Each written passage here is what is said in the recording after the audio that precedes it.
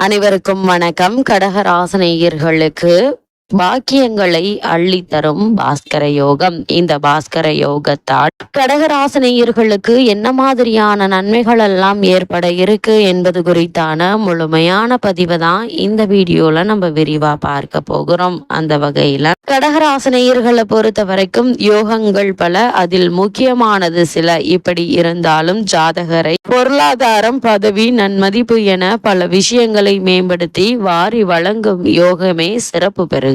சூரியன் என்ற ஆத்மகாரகனை மையப்படுத்தி வரக்கூடிய யோகம் என்றும், ஆத்மகாரகன் என்று சொல்லக்கூடிய சூரியன் தனித்தன்மையாக இருக்கும் யோகம் இதுவே. சூரியனுக்கு உதயன், ரவி, பகலவன், ராஜா, அசோகன், ஆதவன், ஆதித்யன், அருணன், வேந்தன், பரிதி, ஞாயிறு, அரிமா, கதிரவன், கோவன், கோ, அக்னி என இன்னும் பல நாமங்களுடன் இருந்து ஆத்மாவை மில்லறச் செய்பவன் சூரியனே.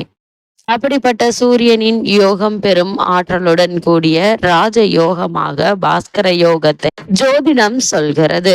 இந்த பாஸ்கர யோகம் அப்படின்னா என்ன என்று பார்க்கும்போது, சூரியன் நின்ற பாவகத்திற்கு 12ஆம் பாவகத்தில் சந்திரனும் 2ஆம் பாவகத்தில் புதனும் இருக்க வேண்டும். மேலும் சந்திரனுக்கு கேந்திரங்கள் என சொல்லக்கூடிய லக்ன பாவம் 1, சுகஸ்தானம் பாவகம் 4, களத்திரஸ்தானம் என்ற பாவகத்தில் 7, கர்மஸ்தானம் என்ற பாவகத்தில் 10 வியாழன் என்றிருப்பதும், சந்திரனுக்கு திரிகோணங்கள் என சொல்லக்கூடிய லக்ன பாவம் 1, பூர்வ புண்ணிய பாவகம் 5, பாக்கிய பாவகம் 9 வியாழன் இருப்பதும் பாஸ்கர யோகமாகும்.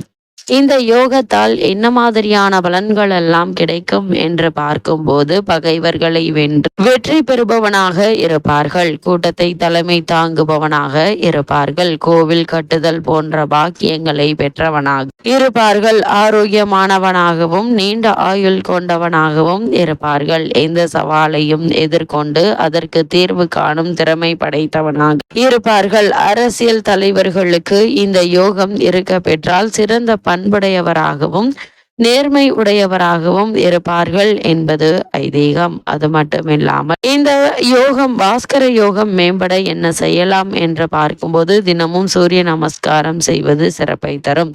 சூரிய நமஸ்காரம் என்பது சூரியனை நோக்கி வணங்குதல் மட்டுமல்லாமல் யோக பயிற்சியுடன் வணங்குதலாகும். சூரிய ஒளி உடல் மீது விழும் வண்ணம் இருக்க வேண்டும்.